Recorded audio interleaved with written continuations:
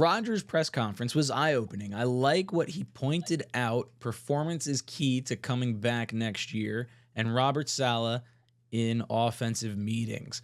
So I did not watch the interviews from earlier today, so I'm a little bit out of the loop on some of this stuff. But based on that super chat, Rodgers knowing it's tied to the success of this team is nice, and then Robert Saleh having a hand in the offense, I think, is important as well. It's something that we didn't feel like we had, and maybe he's like another adult in the room. We heard rumors was last week that the Jets were trying to bring in an offensive coach ahead of Nathaniel Hackett so they could kind of neuter him from like a play calling perspective.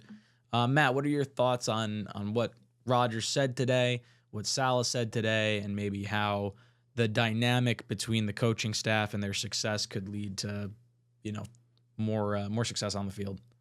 Yeah, I think so. A couple things with this one. First, Rogers, I think, said it right when he kind of inferred, like, hey, it's put up or shut up time. Like, if we don't have success, none of us are going to be here next year, which I agree with. I think, Mhm. again, we could like all the different things that, uh, the organization has done to put themselves in this spot. But eventually, if you're not winning games, you're not going to just keep getting extended on merit if it's not showing.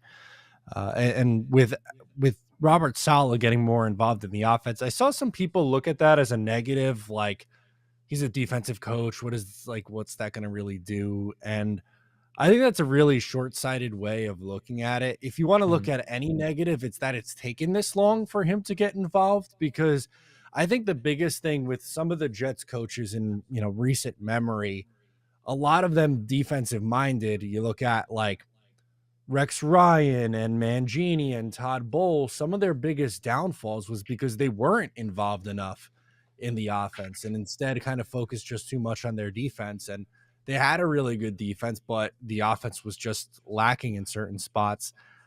I think that's usually the issue for these guys, these coordinators who become head coaches. They never really find that balance of, adjusting and getting more involved in special teams and the other side of the ball. And I think it's about time for Salah. I think it's a good thing that he is more involved.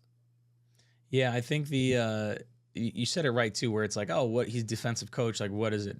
What does that necessarily mean?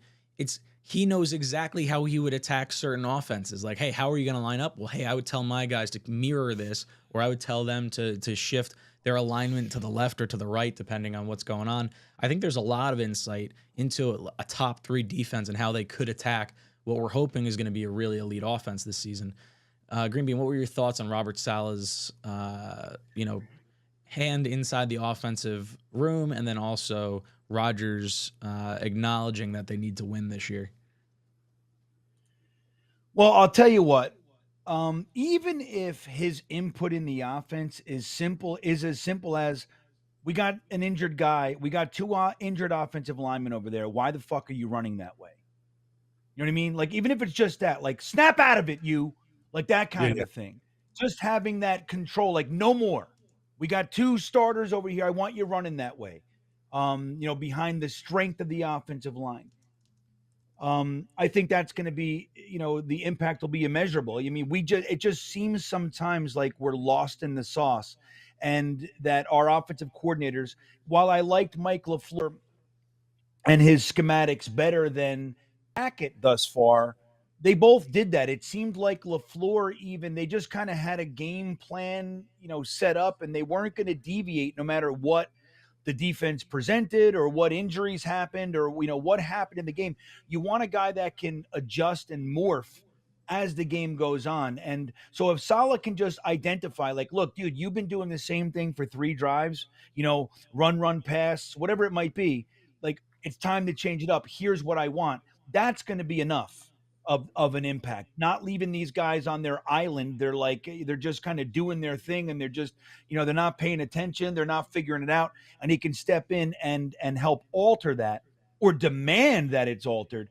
I think is going to be beneficial. Robert Saleh knows, like, he's coming to the end of his tether, and like letting Hackett just kind of control his destiny.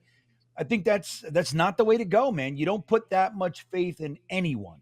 You have control. You are the boss. You have control over this situation. And standing there all stoic like on the sideline, just doing nothing while Hackett ruins your career.